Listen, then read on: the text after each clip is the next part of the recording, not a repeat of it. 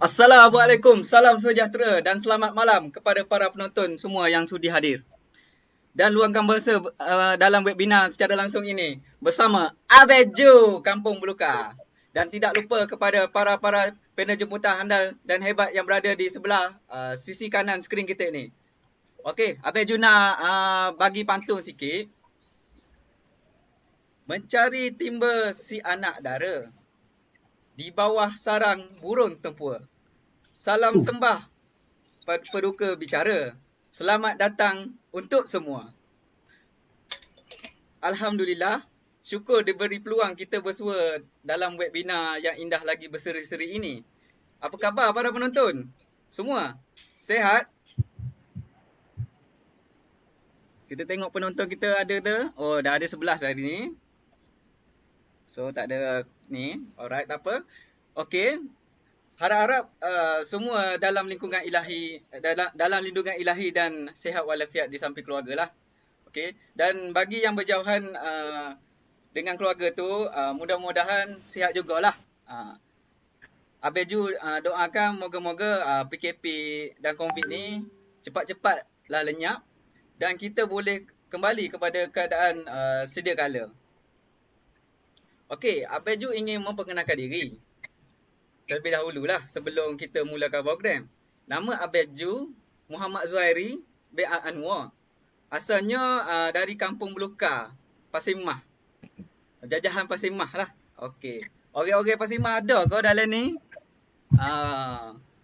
Kalau ada tu komen-komen lah sikit. Like and share live ni. Okey. Abeju kat sini minta maaf lah sebab lorak Abeju ni ada dengung-dengung sikit. Payah-payah je lah. Kelantan celup orang kata. Okey, sebelum kita mulakan program seterusnya, marilah kita membaca surah Al-Fatihah bersama-sama. Sebagai pembuka webinar ini bagi mendapatkan keberkatan dan keredaan Allah SWT.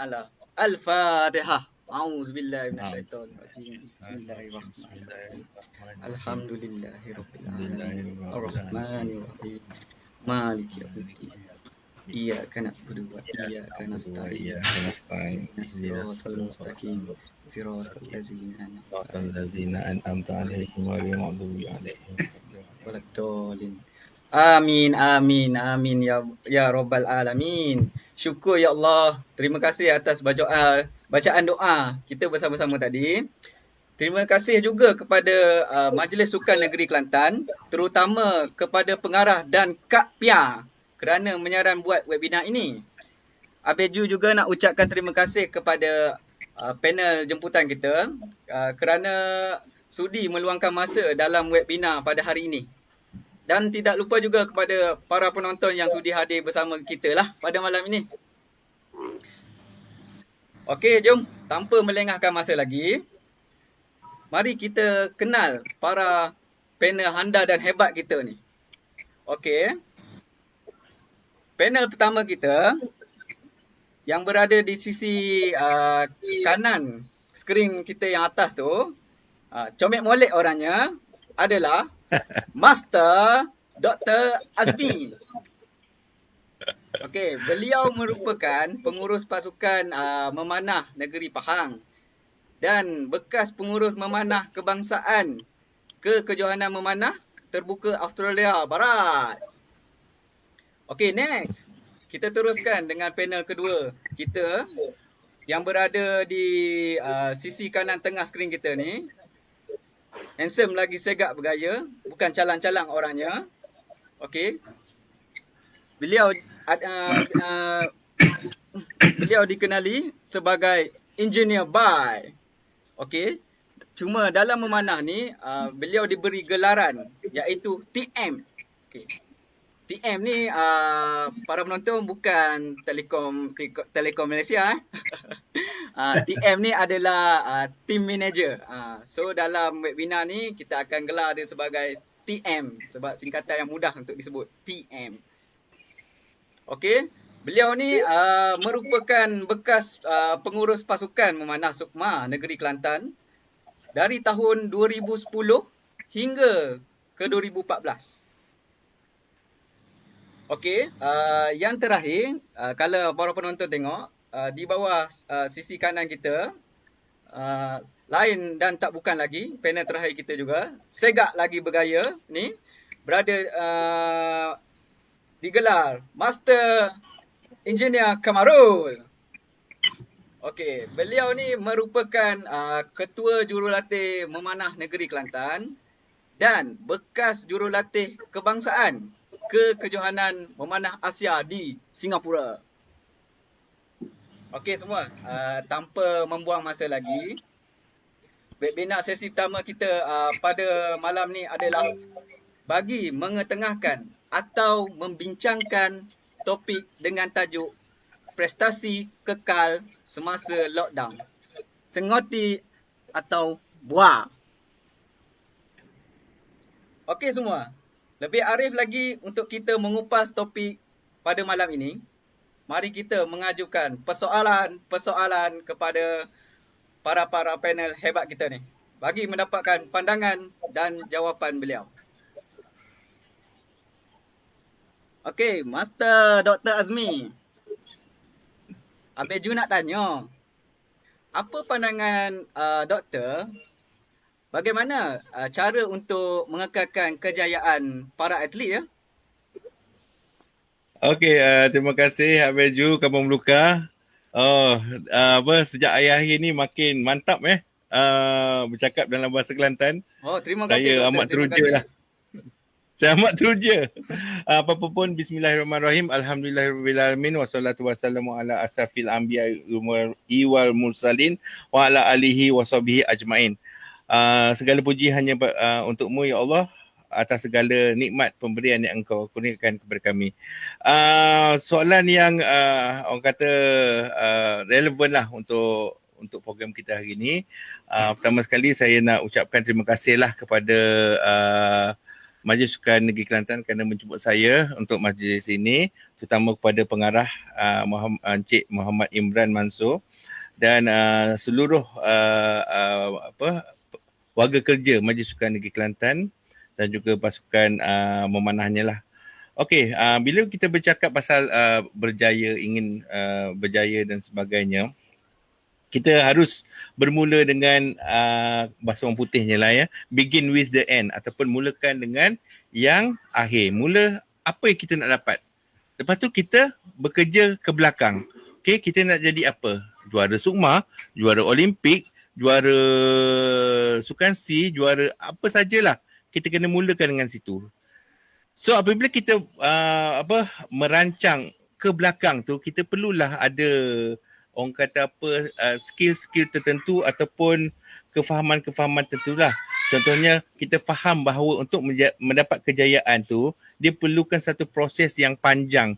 Bukan tiba-tiba sebab apa, untuk berjaya dalam bidang sukan ni dia bukan macam tikam, dia bukan macam nombor ekor, dia bukan macam skim cepat kaya, bukan. Dia perlu kita melalui satu proses dan proses tu perlu bersistematik. Okey, saya cuba untuk bercakap dalam bahasa orang kata bahasa biasa, tak nak guna bahasa Inggeris, tak nak guna bahasa yang terlampau teknikal, tetapi bahasa mudahnya kita perlu melalui satu sistem yang mana sistem tu perlu sistematik. Okey, so apabila kita dah faham benda tu, barulah kita faham bahawa untuk mendapat sesuatu kejayaan itu ia adalah satu perkara yang mencabar, ya.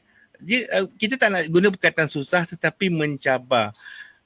Dan pada waktu itulah kita kena jadi lebih baik daripada apa yang patut kita jadi. Sepatutnya kita biasa bangun pukul 7 contoh, bangun awal sikit. Biasa jogging, tak jogging 1 kilometer dan sebagainya. Itu bahasa mudahnya. Okey, selain daripada tu kena faham juga dalam sukan ni ada turun dan naik. Ramai atlet-atlet ataupun ramai pemanah-pemanah muda ni dia tak teruskan dia punya perjalanan tu disebabkan dia diuji. Kalah. Okey. Prestasi tak naik-naik, dia panggil bahasa orang putihnya stagnan lah, ataupun dia tak naik. Kalau skor dia 300, dia tak pergi 320, 330 dan sebagainya. Ketika itu ramai sangat yang akan give up ataupun dia putus asa. Okey. So untuk berjaya kita faham, kita ada turun naik tu. Okey, dan ketika itulah kita kena tingkatkan kita punya level kita. Bertanya dengan coach-coach yang boleh meningkatkan prestasi kita, train lebih lagi dan sebagainya. Kita tengok ajalah pemain-pemain bola yang berjaya lah, contoh Ronaldo, Messi dan sebagainya. Mereka bekerja sebenarnya dia bukan star saja. Macam Ronaldo, dia bukan sekadar star, dia selebriti, dia orang yang bagus main bola dan sebagainya. Pada waktu yang sama dia letakkan usaha yang amat-amat disiplin dan keras ke atas diri dia. Tak minum benda manis, tak makan benda manis, training datang awal daripada orang, balik lambat daripada orang. Apa lagi dia buat? Macam-macam benda lah dia buat kan. Jadinya kat situ kita nampak kesungguhan dia. Okey? Dan yang penting yang seterusnya adalah kawalan diri lah. Untuk jadi atlet yang berjaya, kita perlu ada kawalan diri di mana kita perlu berdisiplin, kena ikut arahan. Kadang-kadang arahan tu ialah biasa orang muda, saya pun pernah muda dulu. Kadang-kadang coach kata, jangan tidur lambat. Okey? Kita biasalah tidur pukul 12, pukul 1, pukul 2 dan sebagainya. Dan kalau kita ada kawalan diri yang baik, kita akan ikut semua arahan tu walaupun bertentangan, berlawanan dan kita tak suka pun arahan yang diberi tu. Jadi kita perlu ada kawalan diri. Dan akhir sekali adalah mempunyai matlamat. Matlamat tu adalah sesuatu yang perlu kita capai, perlu kita kejar dan sebagainya. Sebab apa? Matlamat ni adalah pilihan kita. Apabila jadi pilihan kita, kita perlu bekerja ke arah matlamat. So untuk buat round pertama ni saya rasa itu saja. 5 faktor yang saya bagi, iaitu yang pertama, mulakan dengan yang akhir, faham bahawa perjalanan itu mencabar, kita kena faham ada turun naik, sebelum nak give up dan sebagainya, mesti ada kawalan diri, dan akhir sekali mesti ada matlamat. Okey, terima kasih Abang Jo. Okey, terima kasih kepada Dr. Azmi atas maklum balas dan perkongsian pandangan anda sebentar tadi. Siap ada Ronaldo ada It's coming home. It's coming home. Okey, it's coming home. Okey, seterusnya. Seterusnya TM. TM sihat TM? Sihat. Alhamdulillah. Okey TM, Abang Ju nak tanya sikit lah. Okey. TM ni merupakan bekas penguruh pasukan memanah. Abang Ju nak tanya, dari segi menguruh ni, lagu mana TM rasa atlet kita ni boleh atasi cabaran dalam musim pandemik ni? Okey, baik. Bismillahirrahmanirrahim. Assalamualaikum warahmatullahi wabarakatuh. Okey, pertama sekali ni Ambo ni terharu lah, sangat terharu. Terharu tu sampai nak menitik air mata malam ni. Sebabnya tanpa disangka saya dapat jadi join dengan moderator nama Abang Ju Kampung Belukar ni. Pada saya tu sangat special dan dia sentiasa terlekat dalam hati Ambo. Terima kasih. Okey, satu lagi pasal tengok ke poster dengan cara Abang Ju kecek tu kan. Macam awak ni terlalu Kelantan untuk saya. Terlalu Kelantan terlalu Kelantan. Awak tu terlalu Kelantan untuk saya. Kelantan celup sikit. Okey, terima kasih. Okey, saya nak cuba jawablah persoalan tu lah. Macam mana, lagu mana? Kelantan ni bila kata lagu mana tu, lagu mana nak kekal prestasi? Sekoti kau buat deh. Nanti pada akhir ni declare lah sekoti kau berbuat deh. Dari segi pengurus. Gini. Okey. Kita nak cuba jawab tu, kita ada 2 cara lah untuk kekal prestasi. Pertama daripada atlet tu sendiri, dan yang kedua daripada management ataupun pengurusan. Jadi kita akan pergi satu persatu. Okey, yang pertama ni dari segi atlet tu, diri sendiri tu, saya TM ni nak kaitkan sikit lah dengan satu kisah jurulatih jurulatih askar tentera laut Navy di England. Sebab kita sebut England sebab England is coming home malam ni. Ha. Okey. Jurulatih tentera laut England ni, dia bila dia training bakal-bakal askar dia, perkara hak dia selalu tekankan bila bangkit pagi sebelum training, lagu mana nak berjaya if you want to change the world. Aduh, kecek lagu kecek Inggeris pula dah. Okey, kalau nak ubah dunia, pertama sekali mung kena kemah katil. Make your bed. Dia suruh kemah katil tu dulu. Tu cerita dia. Kemah tempat tidur. Setiap hari dia suruh buat lagu tu. Siapa tak buat dia punish. Tak buat dia punish. Okey. Jadi kenapa dia buat lagu tu? Akhirnya ditanya oleh pelatih tu bila hari terakhir dia. Dia dah jadi askar, dia tanya jurulatih dia. Apa lagu tu? Bapa suruh kemah tempat tidur, dia kata. Dia kata maksudnya kenapa saya suruh you buat lagu tu? Sebabnya saya nak suruh you selesaikan benda-benda yang mudah dulu. Daripada yang mudah tu akan pergi seterusnya. Dan terus susah. Dan seterusnya. Dia akan buat bermula dengan yang mudah. Jadi atlet, kalau nak kekal prestasi, mulakan hari anda dengan benda yang mudah dulu. Okey. Yang kedua, dia kata kalau tak berjaya nak sesak payuh pada hari tu, never mind, dia kata. Tak kisah. Sekurang-kurangnya katilmu tu bersih. Tu dari segi atlet. Dari sudut seorang pengurus teguh. Okey. Yang keduanya adalah dari segi pengurusan. Pengurusan ni dia kena ambil tindakan jugalah untuk bantu atlet-atlet kita yang sedang waktu PKP ni. Macam mana? Contohlah, kalau ada orang MSN ni, TN nak ayat sikit lah. Tapi TN nak bagi tahu ni, yang berasa hati pula dia.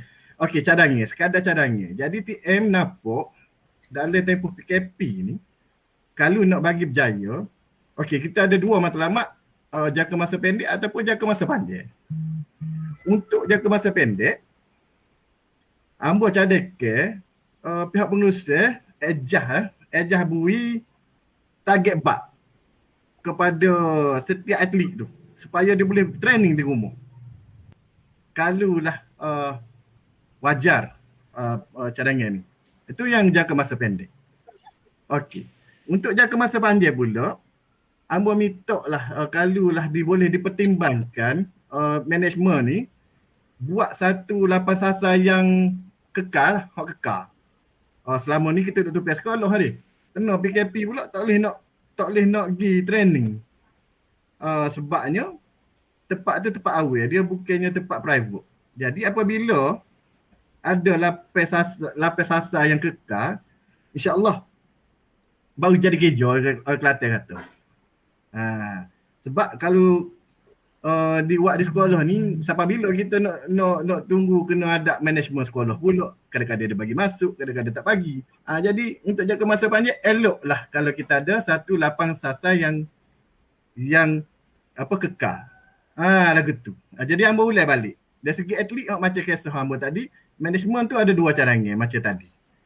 Jadi tuan-tuan adik kakak milalah. Hamba ni sengoti kau buah. Kita pula akan balik pada Abaju ke Publika. Okey, terima kasih TM atas jawapan yang diberikan. Segoti ko buah. Hebat.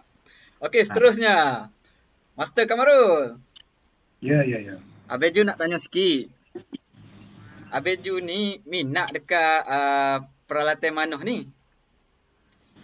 Ada hak canggih-canggih Abaju tengok. Ada hak macam old school pun ada Abaju tengok. Tapi Abaju tak tahu nama lah ke. Okay. Abaju nak tahu, gua ada cara nak kesel peralatan dan nak rosak. Sebab atlet ni berlatih sore-sore ke? Ke gua nak Master Kemaru? Okey, beres Abaju. Terima kasih banyak Abaju atas soalan. Sebelum tu kita nak ucap terima kasih rakan Abaju kerana jemput saya ke program Abaju ni. Saya terharu juga sebab Abaju jemput saya. Sebab skala Abaju ni temu duga K-pop. K-pop, orang muda. Jadi saya ni orang tua rambut pun tak apa ada dah. Jadi kita boleh fikir apa kena mengena dengan K-pop. Rupa-rupanya mana ke Korea. Jadi situ kau kena. Barulah. Okey. Kita baru tidur fikir. Apa habis you panggil kita. Jadi sebelum apa-apa saya nak start lah ucapan saya dengan lafaz Bismillahirrahmanirrahim. Lepas tu nak doa dah kepada ibu bapa. Rabbi firli wali walidayya warhamhuma kama rabbayani saghira. Okey, terima kasih banyak kepada Majlis Sukan Negeri Kelantan, terutamanya pada pengaruh lah Cik Imran dan juga Kak Pia lah yang menyarankan untuk kita buat webinar bagi kita berkongsi ilmu dan pengalaman yang kita ada ni deh. Okey, baik. Jadi gini Abiju, sebenarnya peralatan ni Abiju, dia sebelum gosok ni Abiju dia beri tanda-tanda Abiju. Dia ada tanda-tanda dia kalau dia nak gosok. Dia Simptom. menunjuk dia ada simptom, dia menunjuk ke perubahan.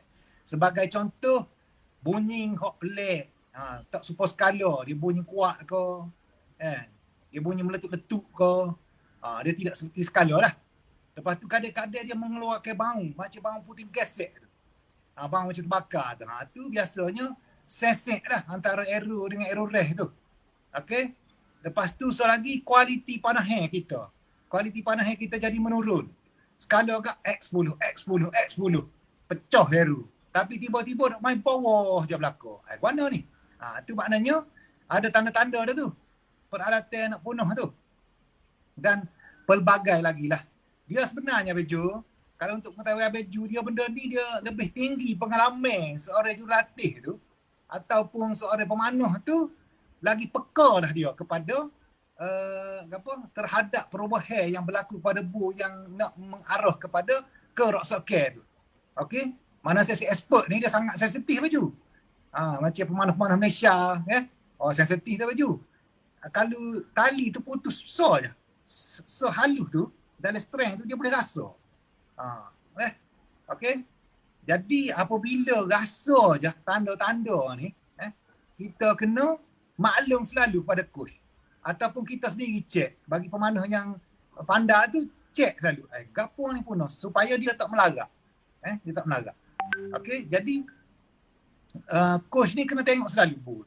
Kena tengok segera periksa peralatan segera dan baiki segera. Jangan biar tak apalah dulu tekak hari lah, tak boleh. Sebab benda ni akan berjangkit kalau kita tak tu. Sebenarnya bu ni kita tak boleh sebenarnya elok daripada rosak. Kita hanya boleh mitigasi. Mitigasi ni maknanya mengurangkan kerosakan kepada peralatan tersebut. Okey, jadi balik kepada soalan Beju tu, kerana saya buat untuk mengesai peralatan rosak masa pandemik ni. Jadi gini, saya akan minta atlet, okey, tolong hantar video hero pertama hok popok dia shoot atas saya. Jadi saya akan nilai kan. Lepas tu hero terakhir hok sebelum dia tamat ke pelatihan. Jadi saya pun tengok nengung, okey, nampak kalau bu tak ada ke satu juga, okey saya kata esok teruskan. Kalau saya rasa ini ada something wrong ni pada bu dia. Jadi saya akan telefon atlet tu, saya akan bincang dengan dia, okey. Cuba tengok sini. Okey, awak rasa gano. Jadi saya akan agak kat mana kerosakan tu dan saya akan minta dia cuba baiki. Sekiranya dia tidak boleh baiki, saya akan suruh coach pergi ambil bo dan coach cuba baiki atau kita pakat-pakat baiki. Gitulah cara kita mengesai peralatan rosak lah Beju melalui video Beju dah. Okey, kembali kepada Beju. Itu respon daripada maklum balah lah daripada saya Beju. Okey, terima kasih Master Kamarul atas perkongsian anda soal tadi. Hebat. Abeju pun tak tahu. So Abeju baru tahu yang hari ni dia baru pun kita kena ambil perhatian yang berat dah. Okey, next. Next, seterusnya. Okey, TM. Berbual jugalah. Adakah TM rasa atlet kita ni boleh atasi cabaran di musim pandemik ni? Baik. Allahu Akbar. Allah, habis soal saya pulak tu. Nayuh kita. Nak minum air tak ada. Okey. Okey, Sebab dia ada buah tu. Maknanya nak tahu tu TM buah kau dok deh. Buah-buah juga deh. Nak tahu ni boleh atasi kau dok cabaran pandemik. Begitu ke soalan dia? Ya. Allah. Okey, jadi kalau begitulah soalannya, boleh dok Abaju cari dalam internet tu sepatut kita nak jawab ni dalam petikai surah Al-Baqarah ayat 286. Boleh kau ejah mata? Boleh. Sementara Abaju ejah tu TM pun kena tukar lah. Hebat ni yang kita malam ni. Jadi terus jadi ustaz. Ustaz Pai. Ya, kita terus jadi ustaz piu. Sebabnya gini, dia pengurus ni dia kena jadi macam-macam. Dia kejap-kejap jadi ustaz, kejap-kejap jadi driver. Kejap-kejap pula pergi tapau nasi. Pergi Riki makan ni, pergi ngajah dengan MSN. Lagu tu. Dia kena macam-macam watak pengurus ni. Okey. Jadi nak jawab soalan tu, ambo nak baca lah sikit deh sambil-sambil kita santai-santai ni. Kurang-kurangnya kita baca ayat Quran tu, ingat sikit pada Tuhan deh. Okey. Jadi biar TM baca deh. A'udzubillahi minasyaitonirrajim. Bismillahirrahmanirrahim. La yukallifullahu nafsan illa wus'aha. Laha ma kasabat wa 'alaiha ma iktasabat. Rabbana la tu'akhidna in nasina aw akhtana. Rabbana wa la tahmil 'alaina isran kama hamaltahu 'alal ladzina min qablina. Rabbana wa la tuhammilna ma la taqata lana bih. Wa'fu 'anna waghfir lana warhamna. Anta maulana fansurna 'alal qaumil kafirin. Sadaqallahul azim. Jadi maksud dia, ayat pertama tu la yukallifullahu nafsan illa wus'aha. Allah tidak membebani seseorang itu melainkan sesuai dengan kemampuannya. Dia mendapat pahala daripada kebaikan dan mendapat siksaan daripada kejahatan yang dilakukannya. Gitu. Wahai Tuhan kami, janganlah engkau hukum kami jika kami lupa ataupun kami membuat kesalahan. Wahai Tuhan kami, janganlah engkau bebankan kami dengan beban yang berat seperti orang-orang sebelum kami. Wahai Tuhan kami, janganlah engkau pikulkan kepada kami apa yang kami tak sanggup nak pikul. Maafkanlah kami, ampunilah kami dan rahmatilah kami.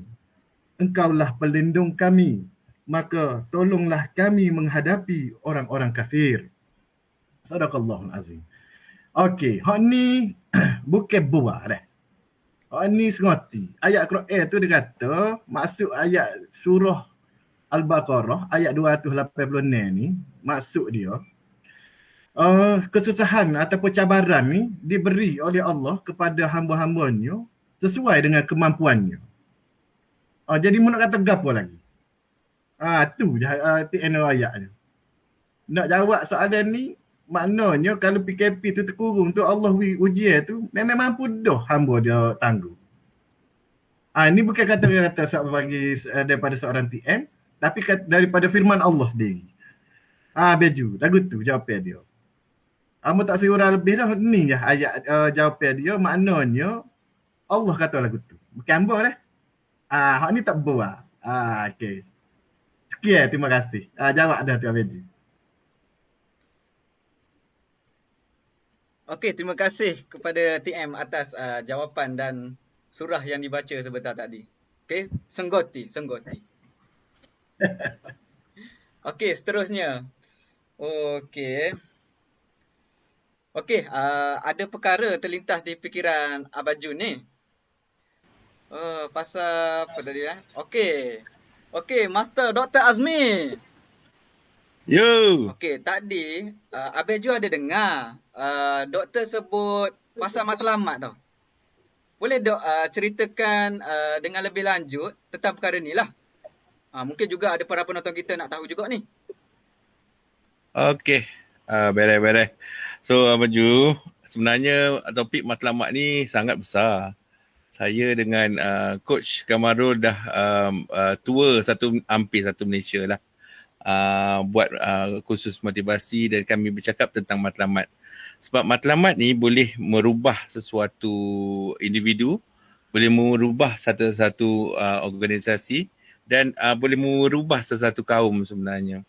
Bila bercakap pasal matlamat ni, kita kena faham bahawa dia adalah macam ways lah, macam plan. Okay, kita nak pergi satu tempat, dia tunjuk arah ke sana. Tetapi matlamat tu bukanlah sesuatu yang semudah tu. Sebab tu matlamat ni, orang boleh cakap pasal matlamat, tetapi bukan semua orang boleh berjaya. Hanya yang betul-betul ikut benda ataupun sistem yang kita bermatlamat ni baru kita mencapai matlamat. Okey, sebab kita perlu faham bahawa 90% kegagalan bukan berpunca daripada kekurangan ilmu atau kebolehan, tetapi adalah daripada sifat negatif yang kita miliki. Dan sifat negatif yang kita miliki adalah tidak menulis apabila kita mendengar sesuatu. Itu adalah sesuatu yang biasa bagi kita manusia. Kita tak tulis. Sebab tu dalam satu ayat Quran, terjemahan dia kata, jika kita berurus niaga dengan dua orang, kita perlu tulis. Saya lupa dah ayat mana, tetapi memang ada. Itu adalah seperti ayat accounting lah dalam Al-Quran. Kita kena tulis, kita kena ada black and white dan sebagainya. Sebab apa? Kita ni manusia yang beremosi. Apabila kita mood baik, kita ikut, kita baca, kita tengok. Kalau kita mood tak baik, kita lupa segala-galanya. Okey? Baik ikut, tak baik kita lupa segalanya. Sebab tu kita kena tulis. Matlamat ni syarat utama dia perlu tulis. Jadinya apabila kita bercakap pasal matlamat, kita tahu bahawa matlamat tu adalah pokok. Tak ada akar, tak ada pokok. Dengan matlamat kita akan lebih fokus. Apabila hari-hari kita tengok matlamat tu, kita akan lebih fokus. Okey, kita nak capai benda ni hari ni. Kita nak capai benda tu akan datang. Kita nak capai benda tu, sesuatu yang kita nak capai dalam hidup kita dan sebagainya. Okay? Sebab tu matlamat ni adalah sesuatu yang kita tulis, kita tengok hari-hari. So jangan cakap matlamat ni adalah kau dah tulis matlamat nak jadi pilot, kena jadi pilot. Tidak semestinya. Kalau kita rasa ia perlu diubah, tambah-tambah dalam keadaan pandemik sekarang ni kan, kapal tak banyak terbang, pilot tak ada kerja dan sebagainya, kita ubahlah buat sementara waktu ni. Jadi engineer ke, jadi apa ke, whatever lah. So matlamat ni boleh diubah sesuai. Dan matlamat ni kena ikut keutamaan. Kalau kita masuk universiti, kita jadi pemanah, mana lebih penting? Of course, belajar nombor 1, memanah nombor 2. Tetapi andai kata kita terpilih untuk ke Olimpik, memanah nombor 1, belajar, tunggu dulu. Okey? Sebab tu matlamat itu adalah sesuatu yang kita perlu buat, kita perlu ikut dan kita perlu ubah untuk dapat kesesuaiannya. Tetapi walau apa pun yang saya cakap tu tak berguna kalau dia tidak ditulis. Dia mesti ditulis syarat matlamat ni. Okey, apabila kita bercakap pasal matlamat, ada matlamat matlamat utama, matlamat jangka panjang, jangka sederhana dan jangka pendek. Kena faham tu Ada matlamat jangka panjang, jangka sederhana dan jangka pendek. So matlamat ni apa yang perlu ada? Okay, nanti kita akan buat satu kursus tentang matlamat ni. Tapi hari ni sebab saya ada masa 5 minit, saya akan cerita apa benda-benda yang perlu ada dalam matlamat. Pertama sekali, matlamat kena ada matlamat jangka panjang, pendek, sederhana dan utama. So itu adalah bendanya lah. Macam contoh, saya bagi satu contoh Saya guna contoh saya matlamat jangka sederhana saya. Yang mana matlamat ni saya tulis pada tahun 2005. Ini adalah untuk berkongsi saja bukan untuk belagak ke, untuk apa ke, tak ada. Ini contoh. Saya guna contoh diri saya yang saya tulis Saya kata matlamat saya membuat PhD. Jangka sederhana ni saya tulis pada 2005. Okey, sepatutnya matlamat tu dicapai dalam 2007. Tetapi nampak tak tercapai pada 2007 sebab 2 tahun. Saya tulis itu 2 tahun. Tetapi kerana ada matlamat, ia tercapai pada 2011. Yang mana pada 2011 saya mula buat PhD. Nampak tak? Macam mana matlamat ni membantu saya yang ketika itu boleh aja saya cakap dah ada gaji dah apa. Buat apa sambung PhD? Kan? Boleh je saya cakap macam tu. Tetapi dek kerana saya dah tulis matlamat ni dan saya rasa matlamat ni boleh membawa saya ke satu tahap, saya ikut benda tu. Tu contoh saya bagi contoh saya sebab saya tahu benda tu. Saya boleh cerita. Dan matlamat mesti bertempoh. Sebab apa? Otak kita ni, minda kita ni, kita kena ada tempoh tau. Kalau tak ada tempoh, dia tak tahu. Sebab tu orang yang cakap, bila kahwin? Ujung tahun. Dia biasa lambat lah kahwin. Sebab apa? Sebab dia cakap ujung tahun. Dalam otak kita tak ada tempoh ujung tahun tu. Tak ada. So kita kena cakap, bila kahwin? 2025. Kalau lewat jadi 2026. Kalau awal 2024. Macam tu. Dan mesti ada kaedah. Macam mana kita nak capai matlamat tu? Kita kena detailkan lah. Kita tulis lah. Untuk buat PhD, kena ada penulisan, mesti aktif penulisan, mesti ada research, bla bla bla bla bla bla. Itu tak sempat lah detailkan tu. Dan akhir sekali, siapa yang boleh bantu? Oleh itu, apabila kita dah ada siapa boleh bantu, kaedah dia, tempoh dia, so kita boleh bekerja ke arah matlamat tu. Okey, dalam memanah matlamat, macam mana nak capai? Okey, antara yang saya buat dulu dengan Nur Hidayah, Hayati dan sebagainya ialah saya letak matlamat skor dia. Contoh, saya kata okey, 330 70 meter. Dulu ada 70 meter ya compound. 330 tempoh 1 tahun. Lepas tu dari situ dikejar. Kaedah dia adalah kaedah dia. Panjang sangat nak cerita. So siapa boleh bantu? Saya, Michael Su pada waktu tu dan sebagainya. So itu antaranya lah. Dan saya rasa saya dah terlajak sikit tapi nak beritahu nak cakap apabila kita bina satu matlamat tu, matlamat itu bukan sekadar peluang, ia adalah pilihan kita. Ingat ni matlamat ni kita yang pilih. Kalau kita pilih nak jadi champion, kita kena pilih. Kita kena ke arah champion tu, bukan siapa tulis matlamat coach saya suruh jadi champion, tak akan berjaya lah. Tetapi kalau drive tu ataupun keinginan tu datang daripada diri sendiri, masa itulah barulah kita akan berdisiplin kuat. Okay, macam contoh Pok Cek kan, Pok Cek Kelantan. Betapa dia ada keazaman yang kuat untuk menang dan pecah rekod sukma untuk jarak 90 meter. Matlamat bukan untuk dinantikan tetapi adalah sesuatu yang perlu dicapai. Okay. So seperti kata Coach Kamarul, dia pernah cakap apabila dia bawa topik ni, dia kata matlamat ni perlulah kita kejar. Sama ada terbang, berlari, berjalan, merangkak tetapi bukan termenung. Okey, itulah saja untuk masa ni. Saya akan sambung nanti. Terima kasih Abang Ju. Okey, terima kasih Master Dr. Azmi atas maklum balas dan nasihat yang amat berguna tadi. Okey, seterusnya. Abang Ju nak tanya kepada Master Kamarul. Bila peralatan memanah ni rosak, bagaimanalah kita nak baiki? Nak hantar kedak sekarang ni tak boleh kedak katuk kan? Mana Master Kamarul? Tu cerita sikit. Okey. Soalan Abang Ju ni soalan sensitif ni. Salah jawab marah ke KJL ni. Kau Abang Ju komplain KJL tutup kedah. Tak, bukan komplain sebab kita nak tahu juga bagaimana cara je kan. Kok ada kedah, ada COD ke gano ke kan. Sekarang ni kan macam-macam method ada kan. Yalah. Abang Ju nak tahu kaedah. Okey, beres. Apa? Gini Abang Ju. Sebenarnya Abang Ju, setiap atlet ni dia perkara mudah-mudah ni. Perkara asas ni kita ajar Abang Ju. Kita ajar macam contoh knocking point untuk recurve dengan dilute untuk compound dia biasanya mudah putus. Jadi benda ni memang kita ajar dan peralatan ni kita bekal kepada popok dia. Jadi kalau dia punah ni dia tak hubungi kita lah, dia buat sendirilah. Okey. Tapi sekiranya kerosakan tu yang berlaku tu atlet ni tak boleh nak back key lah. Atlet ni tak boleh nak back key ataupun atlet tak boleh nak back key ni kita minta hubungi dulu. Jangan atas kedah dulu ataupun telefon kedah. Parok kita kalau telefon kedah nyanyi. Bukan nyanyi ke dia, nyanyi ke coach. Jadi kita minta royak ke coach dulu. Jadi coach check. Coach periksa peralatan tu. Jadi kalau coach ada kemampuan untuk back key, coach akan back key. Okey? Tapi sekiranya coach tak boleh back key selalu, Kau hakik balik rumah, kau balik ke rumah apa, tak balik. Esok ke hari dah. Okey. Biasanya memang setakat tangan coach lah. Jaranglah kita sampai Kedah sebab kita pun beringat juga. Kedah ni pitih dah. Ada? Betul, betul, Okey. betul.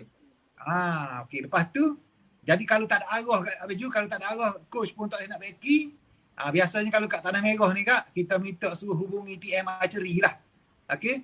Bila hubungi TM Archery ni, biasanya TM Archery ni dia ada ni apa, mari ambil bow.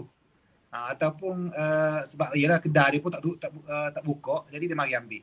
Jadi dia ambil, dia baki-baki dan di atas skalanya di atas tu dengan waranti lah. Dia suruh kita test semua, puas hati baru kita bayar lah. Dan gapo TM Archery ni memang dia baki molek lah, muka popok dia pun pro kan, profesional lah kan.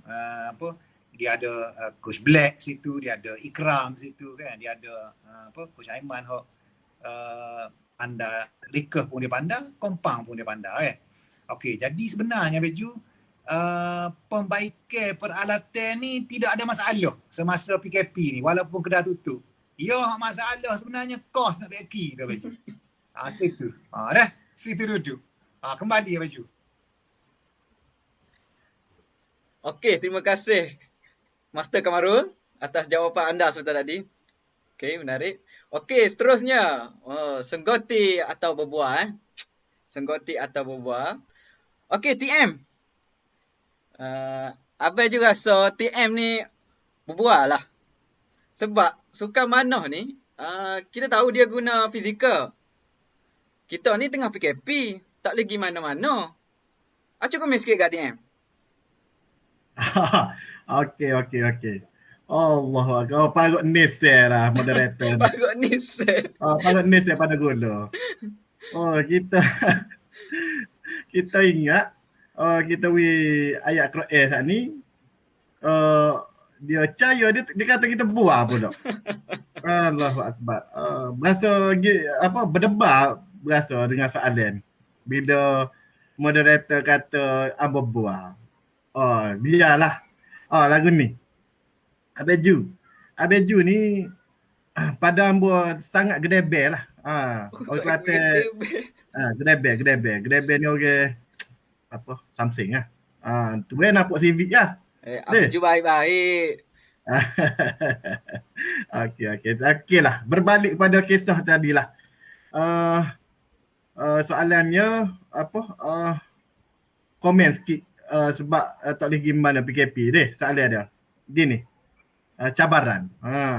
Kita berbalik kepada kisah tentera laut tadi lah. Sedap amat ni. Sebab tentera laut ni dia ada mengait dengan England. Kebetulan pula Master Azmi kita penyokong England. Jadi TM terpaksa nak bagi dia happy, kena cerita pasal askar laut ataupun Navy di England ni lah. Okey. Dia untuk squad ni, dia untuk lulus, dia kena menjalani satu latihan yang akhir. Jadi coach tadi tu hok ajar dia tu, dia panggil. Okey, kalau mu nak lulus mu kena wajib lalu latihan ni. Gap dia latihan tu, dia kata. Jadi latihan yang kena lalui ialah mu kena menyelam scuba diving.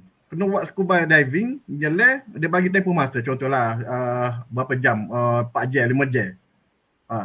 Mu kena bertahan. Mu nak jadi tentera laut ni, mu kena bertahan. Mu boleh menyelam. Jadi tapi aku nak pesan, dia kata. Coach tu kata, jurulatih kata, aku nak pesan kamu. Menyelam ni baguslah, tapi sini ada didapati lautan ni ada 6 ekor jerung. Jos lah, ikan jos atau berjerung lah. Jadi ramai peserta askar-askar ni jadi takut sikit. Tapi mu jangan risau. Selagi mana mu tidak luka ataupun tidak keluar darah, selagi tu ikan jerung tak akan rosak mu. Tapi mu akan mengadap ikan jerung tu. Jadi bila daripada 20 tu ada 10 lah yang berjaya training tu, hot lah last tu. Hot lah itu semua naik. Hot tinggal 10 hari tu. Okey. Jadi 10 tu ditanya. Jika maksudnya untuk kira 10 hari tu berjaya lah deh. Jadi dia naik balik, dia tanya coach ni berapa suruh kita nyeleh. Padahal aku bagi tahu ada ikan jerung dia tu. Lepas tu kena nyeleh lapis jam pula. Dia kata berapa buat gitu. Jadi dia pengajaran nak ambil daripada kisah ni. Dia sebagai pemanah atau atlet apa pun sekalipun dia ayat dah. Cabaran tu akan wujud. Jadi untuk jadi cabaran tu mu kena hadap cabaran tu. Lagu tu. Macam dalam kisah tadi tu ikan jerung, maka kena ngadap ikan jerung tu kalau nak jaya. Lagu ni semua tu coach yang bagi tahu. Jadi apa-apa hal pun sebagai atlet, kita kena percaya pada coach kita. Coach kita tu bagi tahu awal dah. Okey, mu lagu ni mu akan jadi gini-gini. Masalah. Mu akan hadapi cabaran. Mu akan menghadapi cabaran lagu tu. Jadi pendek kata, secara kesimpulannya, atlet selain daripada selain daripada dia ni ada kebolehan ataupun tu, dia hendaklah percaya kepada coach dia 100%. Sebab coach ni dia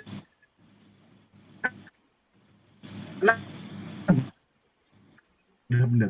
Gitu maksud aku. Jadi Abeju.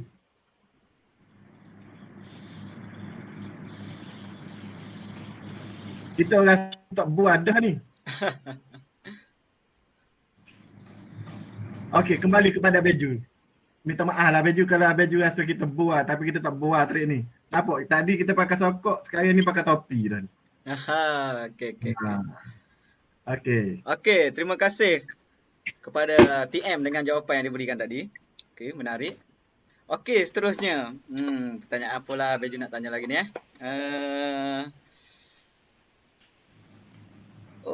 kita ada juga pertanyaan daripada penonton ni. Kaitan panic target. Okey, Master Kamarul. Daripada Muhammad Ramdan MH. Okey, penonton kita lah.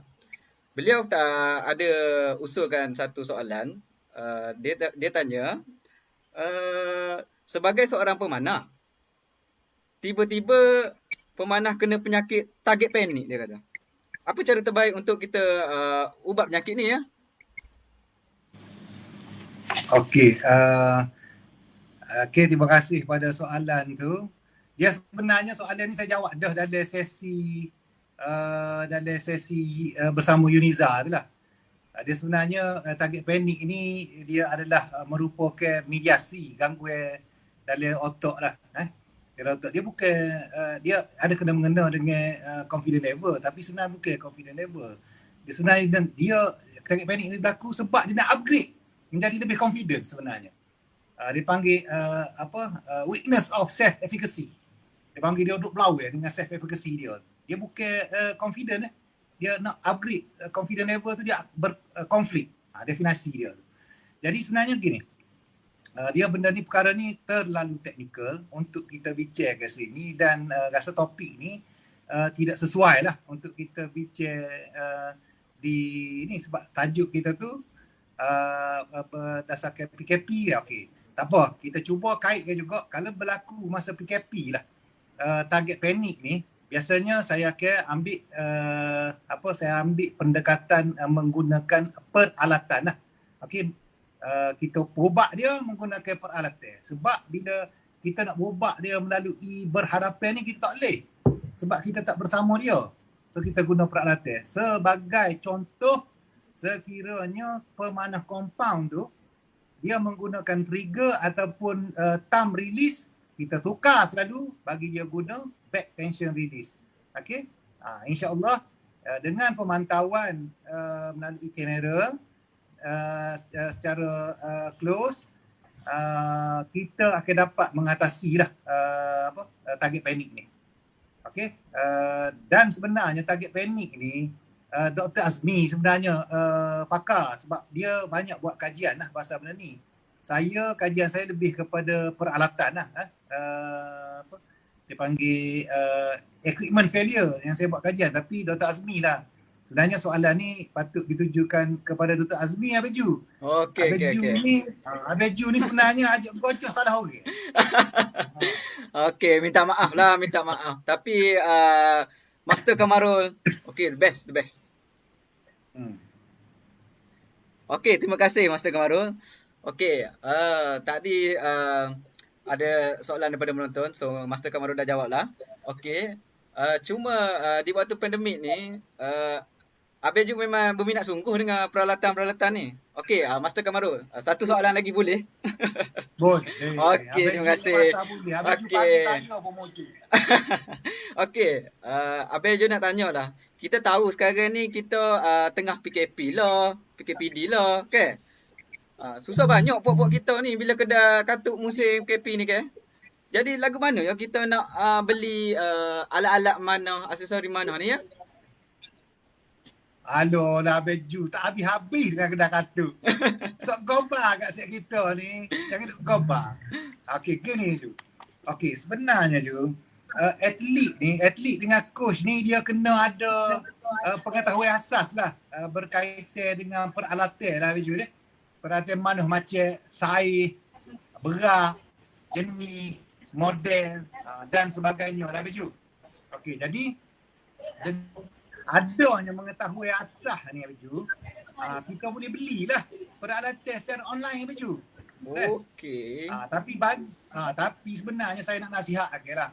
Jangan sesekali beli peralatan secara online tanpa pengetahuan ataupun tak rujuk siapa-siapa. Main gomo je. Sebab gini saya teringat ke Pak Cik Meh.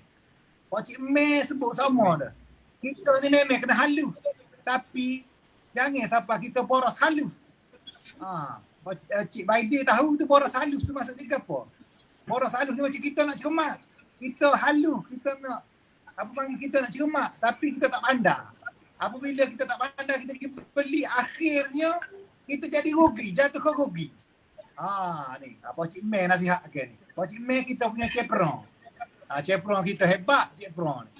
Kalau beli nasi kabu, kalau dia rasa nasi kabu tu kena kosi, dia akan risau. Dia tak akan beli dulu. Awak gap membazir. Dia kata bukan hanya gap pun hanya dia akan perhabis. Dia kata tak apa dulu, tak apa Pak Cik umur 40. Tapi dah ni kalau Pak Cik kalau perhabis nyanyi, Pak Cik Cik manis dah tinggi ada belakang. Okey, jadi gitu Arju. Jadi jangan sesekali maaf lah Pak Cik, kalau duk tengok agak kita kena beri contoh sebab contoh comel. Okey, jadi gini, jangan sesekali beli peralatan secara online tanpa pengetahuan. Sebab gini, bila kita beli tanpa pengetahuan atau rujukan ni, dia boleh mendatangkan bahaya. Macam contoh saya Heru tak kena, dia boleh patuh kalau kita shoot. Mendatangkan bahaya pada kita ataupun pada orang awam. Okey, orang sekeliling kita. Jangan sesekali dapatkan nasihat orang yang bukan ahli dalam mana. Ni kita suruh jaga pada dia, moltok dia jadi coach. Tak boleh lah orang gitu pun dah. Okey, jadi gapo bagi saya ni Beju, pembelian peralatan pasal PKP ni dia bukan satu masalah Beju. Sebenarnya masalah dia adalah pengetahuan ataupun siapa kita kena rujuk. Macam contoh kita dekat Tanah Merah tu kita ada TM Archery, kita ada Ikram Johnny. Kita rujuklah ke dia, muka dia pro. Dan kalau kita serah tak ilih, darah kalau rujuk Tanah Merah tu, kita boleh rujuk ke Joh Hari tu. Elda Archery tu, Fuyo tu, super cat Dr. Azmi pakar tu. Tu dah kalau kita serah Kelantan ni darah, kita nak suruh ilih, kita pergi rujuk tu. Jadi sebenarnya hak mustahak rujuk.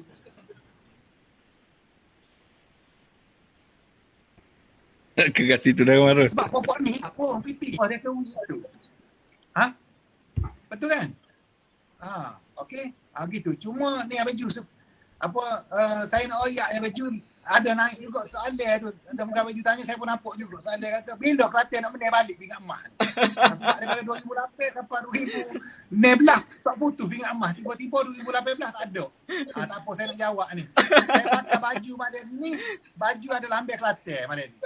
Jadi saya nak jawab, pakat-pakat doa belakang, adik kakak, kita tengah berusaha ni, kita nak jawab, it's coming home. It's coming home. Minta maaf dah doktor. Okey, itu je Abiju. Kita mula kembali ke Abiju. Dah. Okey, terima kasih banyak Abiju. Okey, terima kasih Master Kamarul. Moga-moga lah Dahsyat. Kelantan akan dapat pingat emas nanti. Dahsyat soalan Baju. Okey, ngelah lah ya. Sekarang pun je pun dah pukul 9.56 dah, nak kat pukul 10 dah ni. Lewat malam dah ni. Okey. Abiju nak minta Master Dr. Azmi lah. Untuk jelaskan bagaimana dikatakan pemanah yang mempunyai jati diri yang tinggi meningkat prestasi semasa lockdown. Boleh doktor ulas tentang perkara ni tak? Okey, saya belum pernah jadi panel mana-mana forum dan sebagainya. Saya gelak daripada mula sampai akhir ni.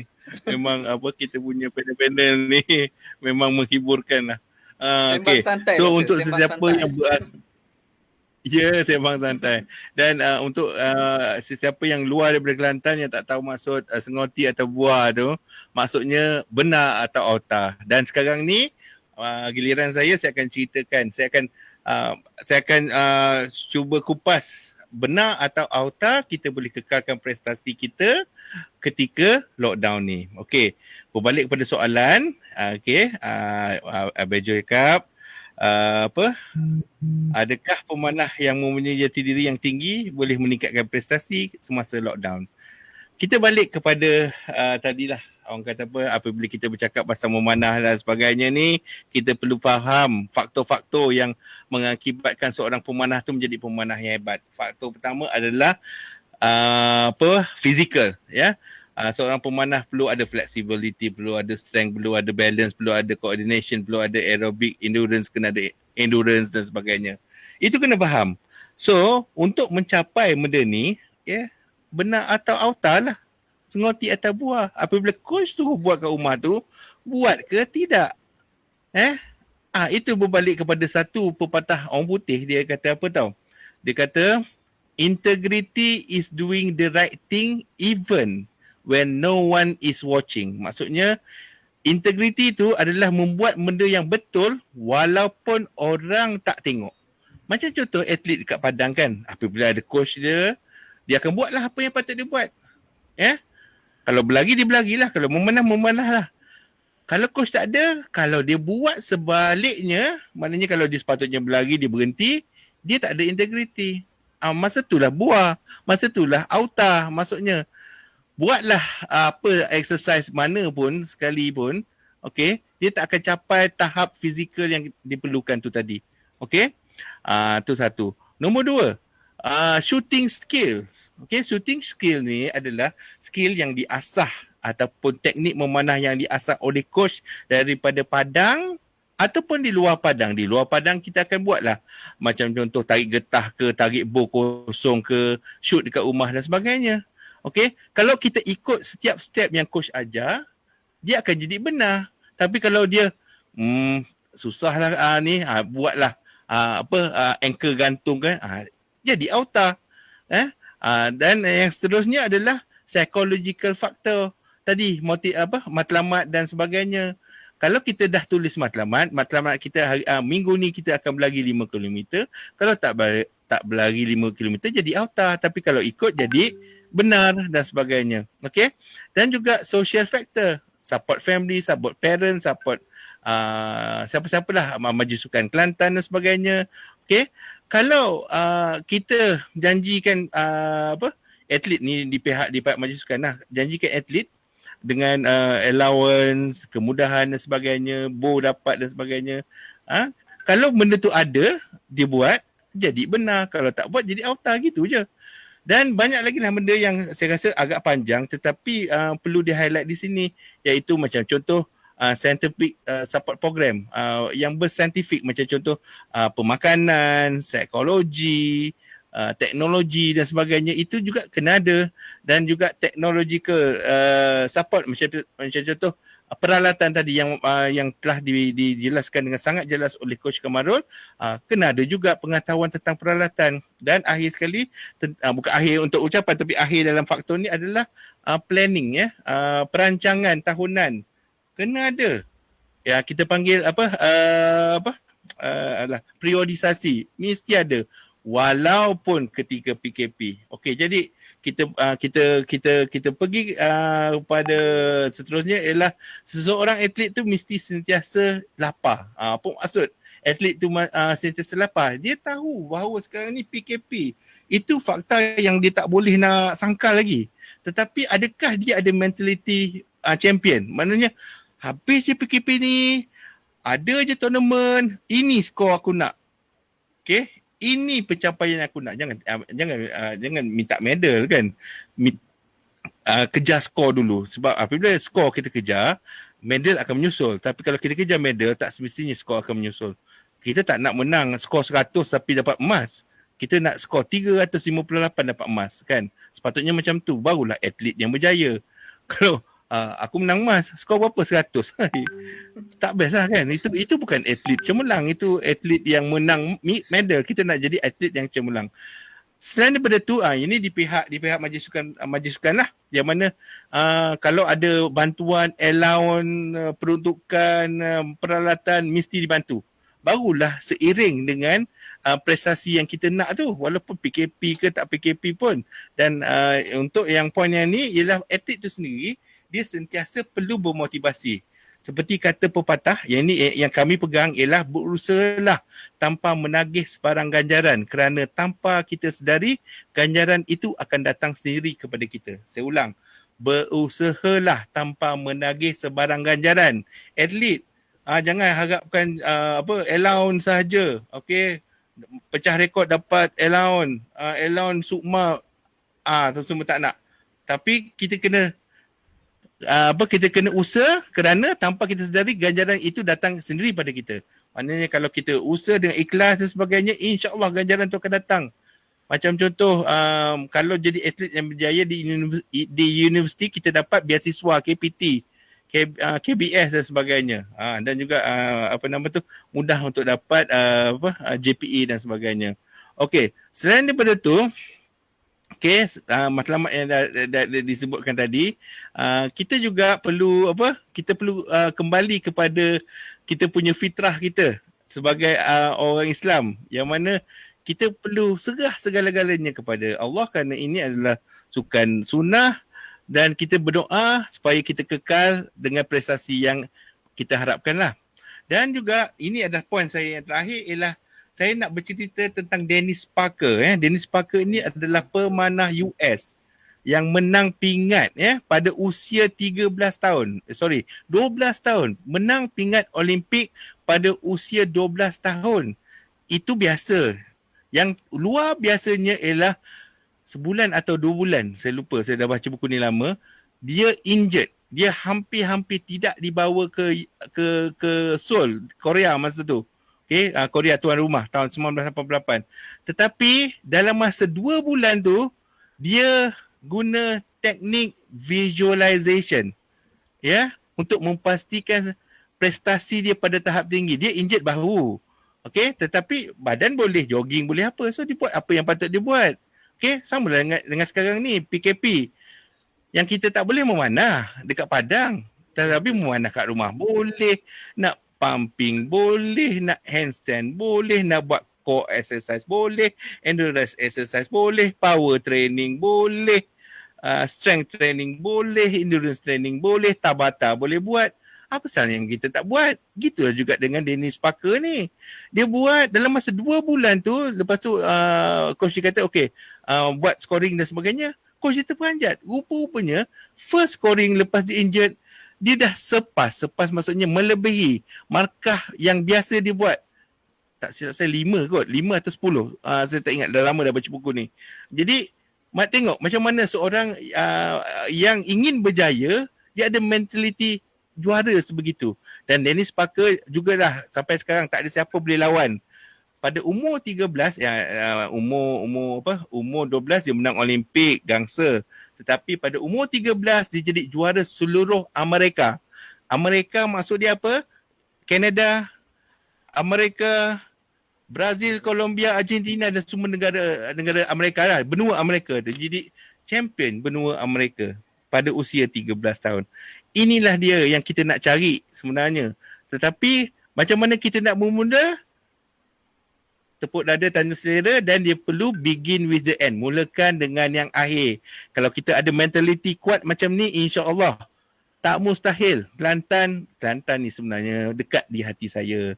Sebab saya, Coach Kamarul, Muhammad Zamzami dan Nur Azri Nur Adan adalah pioneer memanah negeri Kelantan ni. Kami adalah pemanah pertama negeri Kelantan. Okey.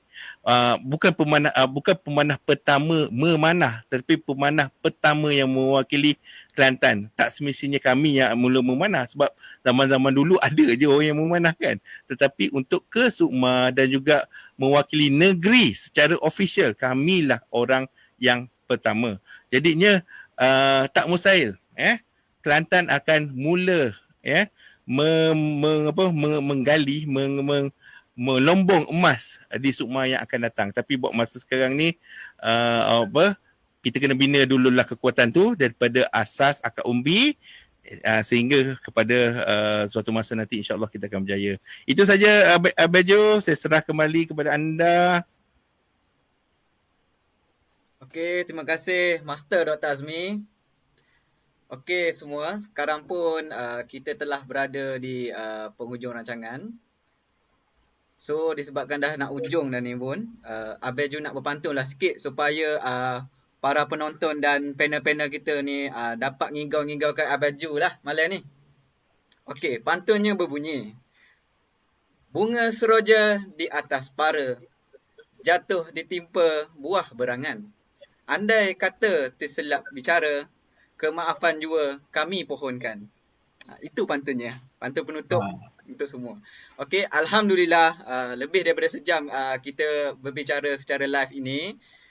Semoga semua dapat ilmu yang berguna lah, atau tips-tips dari panel hebat jemputan kita malam ni. Okey. Abejo. Ya. Saya ada permintaan lah sikit, boleh ke? Boleh. Kita belum tamatkan lagi ni. Okey Abejo, begini. Untuk next punya kalau ada lah Abejo jemput lah Ambo.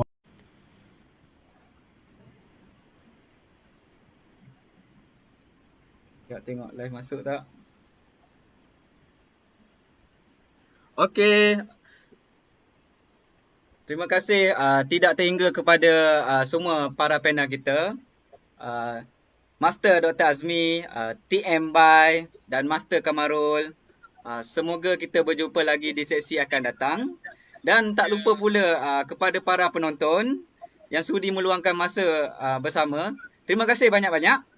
Dan Abejo nak ucapkan terima kasih banyak-banyak lah kepada semua yang sudi like, share dan komen video ni. Dan jangan lupa saksikan sesi kedua webinar seterusnya bersama Abejo Kampung Belukar lagi dengan para panel yang hebat pada esok malam dalam waktu yang sama untuk mengetengahkan topik bertajuk pengalaman melatih pemanah semasa PKP. Kok kehel lagu mana? Sila klik butang like di bawah dan share. Jaga diri, stay safe, #TM Archery. Assalamualaikum, salam sejahtera, selamat malam, good night. Sekian, terima kasih dari Abejo.